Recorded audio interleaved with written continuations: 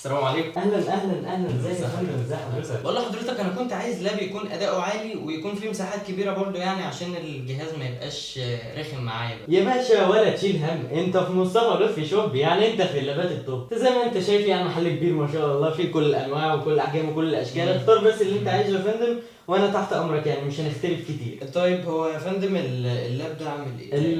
الجهاز ده هارد 1000 جيجا تمام. ورام 8 جيجا. طب حلو جدا. لاب جميل جدا بصراحه. ممكن اشوفه بعد اذنك؟ اتفضل اتفضل يا فندم اتفضل.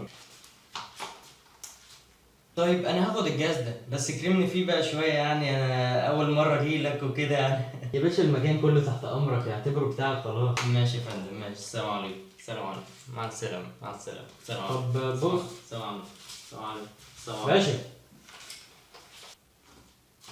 السلام عليكم. النهارده ان شاء الله هنتكلم شويه كده عن اللابات، عشان لما تروح تشتري اللاب للدراسه او للشغل او غيره تبقى فاهم، بس عندك خلفيه يعني انت رايح تشتري ايه. خليني بقى كده نصحح شويه مفاهيم غلط، واولهم انك ما تختارش اللاب بالماركه. الكلام ده غلط تماما. يعني الاتش بي مش احسن من الدل، ولا الدل احسن من الاتش بي. مش معنى ان ابن خالتك كان معاه لاب اتش بي ب 10000 جنيه وانت معاك دل ب 3000 جنيه يبقى الاتش بي احسن من الدل في كل حاجه. لا، الكلام ده غلط تماما. عايزك تاخد بالامكانيات والاجزاء اللي جوه الجهاز. تاني حاجه عايز اقولها لك ان مش اهم حاجه في اللاب هو الهارد والرام. اهم حاجه في اللابتوب هو البروسيسور وكارت الشاشه. عايزك اول حاجه تبص عليها وانت رايح تشتري اي لاب هي البروسيسور وكارت الشاشه. طب ليه؟ لان البروسيسور وكارت الشاشه من الاجزاء الملحومه في المذر بورد مع بعضها، بمعنى ان انت مش ممكن تعمل لها ابجريد بعد كده، او انك لو احتجت تعلي في البروسيسور او كارت الشاشه ده ينفع بالسهل. لكن الهارد والرام دول ممكن يتغيروا في اي لاب، فما تهتمش بيهم قوي قد ما تهتم بالبروسيسور وكارت الشاشه. طب هو معنى كده ان كل اللابات اللي في الدنيا كروت الشاشه والبروسيسور بتاعتها مش بتتغير؟ لا، في لابات كروت الشاشه بتاعتها بتتغير، بس اللابات دي نادره شويه، مش هتلاقيها في السوق كتير، وغالبا اللي انت هتروح تشتريه هيكون مش بيتفك فيه. طيب لنفترض ان كارت الشاشه ينفع يتغير، خلينا نتكلم بالمنطق. خلينا كده عارفين ان اي كارت شاشه بيحتاج نظام تبريد معين عشان يبرده بشكل كويس وما يتحرقش منه. تمام. طيب لنفترض بقى ان انت غيرت كارت الشاشه وعليت كارت الشاشه شويه عندك في اللاب، هل تبريد الجهاز هيبقى متوافق؟ طب هل اجزاء الجهاز التانية هتبقى متوافقه مع كارت الشاشه ده؟ طبعا مش دايما، فما تحطش في دماغك انك ممكن تغير كارت الشاشه في اللابات في اي حال من الاحوال. طب خلينا كده ناخد نبذه مختصره عن انواع البروسيسورز اللي موجوده في السوق، وغالبا هتلاقيهم انتل او اي ام دي، والشائع اكتر بيبقى انتل، فهنتكلم عن انتل. طب هو البروسيسور بتاع انتل ده بيتكون من ايه كمسمى؟ يعني هو بيتكون من نوع، بيتكون من موديل، بيتكون من جيل، بيتكون من سرعه. في مثلا بروسيسور سرعته 2.7، في بروسيسور تاني سرعته 2.6، في بروسيسور سرعته 2.9، في عندك مثلا بروسيسور كور اي 3، كور اي 5، كور اي 7، كور اي 9. طب خلينا متفقين كده ان الرقم الاعلى سواء في الموديل او في النوع او في الاسم او في السرعه هو الاعلى والاحسن في الاداء بالنسبه اللي قبل. بمعنى ان عندنا مثلا كور اي 5 هو اعلى من كور اي 3، عندنا مثلا كور اي 7 هو اعلى من كور اي 5، وده في اغلب الاحوال. طب يعني ايه بقى؟ طب هو ممكن في بروسيسور كور اي 5 يديني اداء اعلى من كور اي 7؟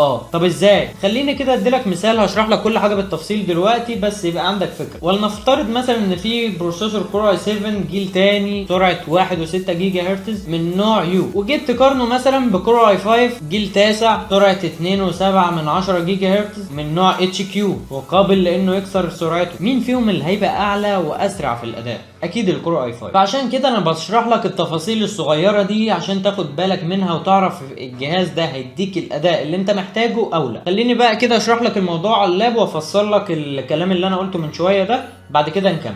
خليني بقى كده اعرفك على البروسيسور واجزائه.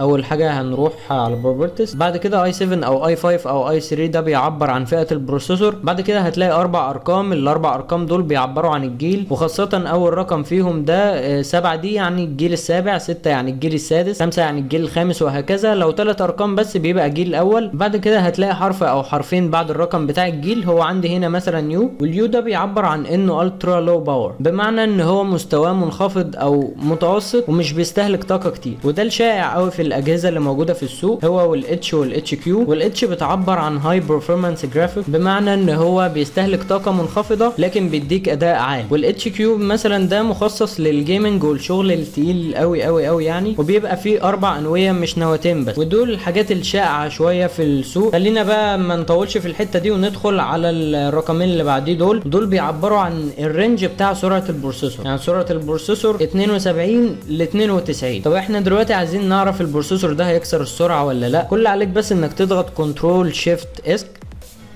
وتروح على التبويب بتاع performance. بعد كده هتلاقي السي بي يو نفس التفاصيل اللي مكتوبه هنا هي مكتوبه هنا. وعايزك بقى تفتح حاجه تقيله زي مثلا البرنامج اللي انا بصور بيه ده وبمنتج في نفس الوقت وفاتح الجوجل كروم عشان نضغط على البروسيسور شويه واشوف سرعته هتوصل لكام. لو عدت ال 72 دي او ال 92 دي هي واصله عندي هنا ل 3.48 جيجا هرتز، فمعنى كده ان هو كسر السرعه ومش الليميت بتاعه هو ال 92 فقط، هو قابل لانه يزيد في سرعته بس كده. بعد كده هنتكلم عن كارت الشاشه وده تاني اهم اجزاء اللابتوب وانواعه انتل انفيديا اي ام دي، وفي ناس بتقول على اي ام دي اي تي اي عادي. عايزك برضو تعرف ان في لابات بيبقى فيها كارت واحد وفي لابات بيبقى فيها كارتين، ودايما اللابات اللي فيها كارتين بيبقى الاولاني انتل والتاني من نوع اي ام دي او انفيديا. اللابات اللي بيبقى فيها انتل بس دي غالبا مش بتبقى محبذه للجيمز والشغل التقيل والجرافيك والكلام ده. لو انت هتشتغل جرافيك او جيمنج او حاجات تقيله زي دي هتحتاج لاب يكون فيه انتل مع اي ام دي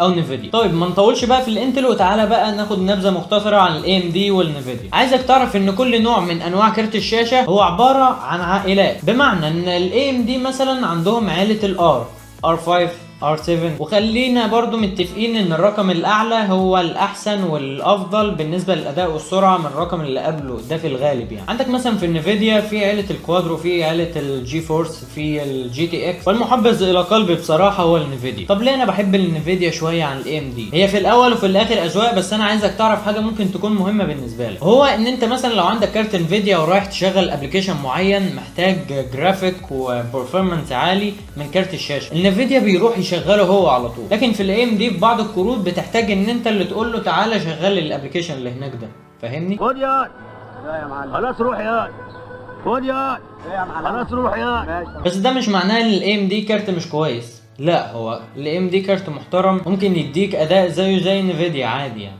هي كلها فئات، فاهمني؟ وارجع اقول لك برضو الموضوع في الاول وفي الاخر اذواق. طب خلينا بقى نخش في المفيد، وخلينا اقول لك على شويه كلام كده تسمعه في السوق وتعرف حقيقه الكلام ده ايه. تسمع كتير قوي ان زي مثلا كارت الشاشه ده 2 جيجا اب تو 6 جيجا او بيرفع ل 6 جيجا. طب هل ده معناه ان الكارت ده 6 جيجا ولا 2 جيجا؟ طب يعني ما نش فاهم. لا، هو الكارت 2 جيجا وهيفضل 2 جيجا، بس ممكن يديك برفورمانس اعلى شويه من حجمه. انت لو ليك في الجيمنج شويه تفهم الموضوع ده، زي مثلا لو جيت تفتح لعبه زي جي تي اي في وكارت الشاشه عندك 2 جيجا اب تو 6 جيجا ورحت للجرافيك، هتلاقي ان المساحه المسموحه لك لانك تعلي الجرافيك فيها هي 2 جيجا مش 6 جيجا. فانا عايزك تعرف ان الكارت الشاشه ده لو 2 جيجا اب تو 6 جيجا، سيبك من السته اللي بتتقال دي، هو 2 جيجا. كارت الشاشه لو 4 جيجا فهو 4 جيجا، كارت الشاشه لو 6 فهو 6. كلمه اب تو او بيرفع لكذا دي ما تهتمش بيها قد ما تهتم بالحجم الفعلي للكارت الشاشه. في حاجه كمان في كارت الشاشه عايزك تاخد بالك منها وهي الفي رام. الفي رام دي ممكن تلاقيها دي دي ار 3،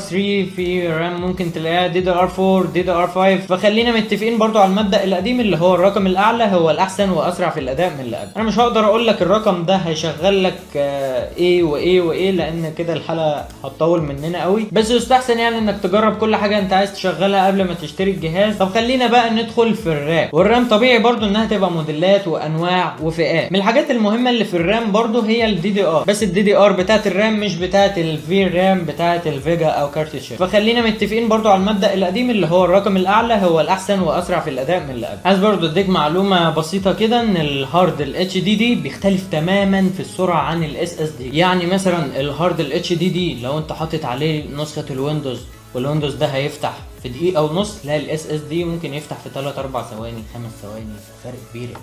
من اهم الحاجات اللي لازم تعرفها برضو انك لازم تعمل لايك وسبسكرايب عشان يوصل لك كل جديد، وتسيب لنا تعليق تحت تقول لنا ايه رايك في الفيديو، وتعمل شير عشان غيرك يستفاد بالكلام اللي قلناه النهارده ده. وسلام يا معلم. انصحك ما تشوفش الكواليس اللي جايه وتقفل الفيديو على كده. تاني حاجة اوعى يغرك جسمك، اوعى ودي تقولها الواد شاف نفسه. ما تحطش في دماغك انك ممكن تغير كارت الشاشه في اللابات في حي حال من الاحوال. بقت في حي حال فيلم. A few moments later. بس يستحسن يعني انك نيجا عشان نخلص الحلقه دي النهارده. الو كاكو ضعيف الجناح والدنيا غادر بيه. كاكو ضعيف الجناح والدنيا غادر بيه ما علينا وزنقال